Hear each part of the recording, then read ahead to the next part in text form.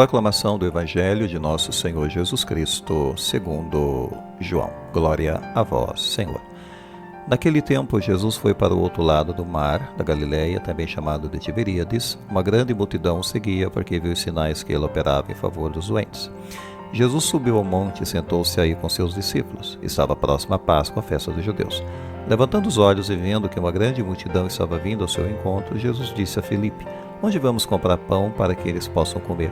Disse isso para pô-lo à prova, pois ele mesmo sabia muito bem o que ia fazer.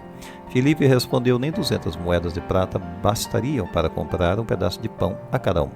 Um dos discípulos, André, o irmão de Simão Pedro, disse: "Está aqui um menino com 5 pães de cevada e 2 peixes. Mas o que é isso para tanta gente?" Jesus disse: "Fazei sentar as pessoas." Havia muita relva naquele lugar e lá se sentaram aproximadamente 5.000 homens. Jesus tomou os pães, deu graças, distribuiu-os aos que estavam sentados, tanto quanto queriam. E o mesmo fez com os peixes. Quando todos ficaram satisfeitos, Jesus disse aos discípulos: "Recolhei os pedaços que sobraram para que nada se perca." Recolheram os pedaços e encheram 12 cestos com as sobras dos 5 pães, deixadas pelos que haviam comido. Vendo o sinal que Jesus tinha realizado, aqueles homens exclamavam: "Este é verdadeiramente o profeta, aquele que deve vir ao mundo." Mas quando notou que estavam querendo levá-lo para proclamá-lo rei, Jesus retirou-se de novo sozinho para o monte. Palavra da salvação. Glória a vós, Senhor. Bem, caros, hoje nessa passagem de João, capítulo 6, dessa sexta-feira do tempo pascal, temos esse trecho conhecido como a multiplicação dos pães e dos peixes, que é um relato rico em simbolismo e significado. E nela encontramos Jesus alimentando miraculosamente uma multidão de 5.000 pessoas, demonstrando seu poder divino e compaixão pela humanidade. A cena se desenrola em um cenário árido, onde a multidão segue Jesus, impelida pela fome física e pela esperança de cura. Jesus, reconhecendo a necessidade do povo, não os abandona. Ele sobe ao monte com seus discípulos e, com 5 pães e 2 peixes, realiza um banquete miraculoso. O pão e o peixe, alimentos básicos na época, assumem um significado mais profundo.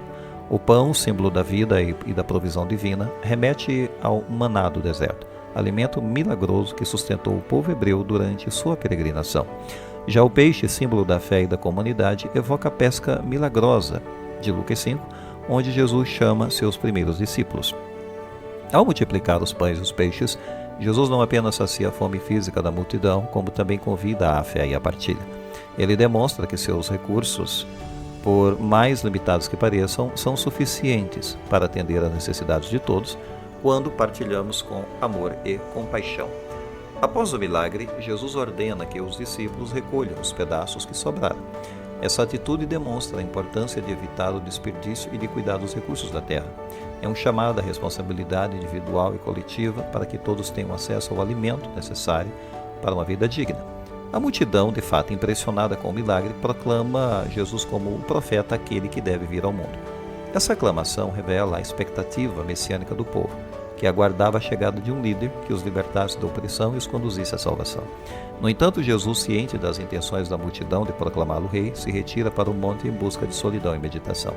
Ele compreende que sua missão vai além de atender às necessidades materiais do povo. Seu objetivo principal é oferecer a vida eterna através do sacrifício de sua própria vida. Então, podemos aqui nos questionar sobre algumas questões. Qual o papel da fé nesse relato? Ou como podemos colocar em prática o ensinamento de Jesus sobre partilha? Ou então, que responsabilidades temos em relação ao cuidado com o meio ambiente e com os recursos da terra? Ou então, como podemos discernir as verdadeiras motivações por trás de nossas ações? Ou então, de que forma Jesus nos convida a uma vida plena e abundante? Pensemos nisso. Louvado seja nosso Senhor Jesus Cristo, para sempre seja louvado.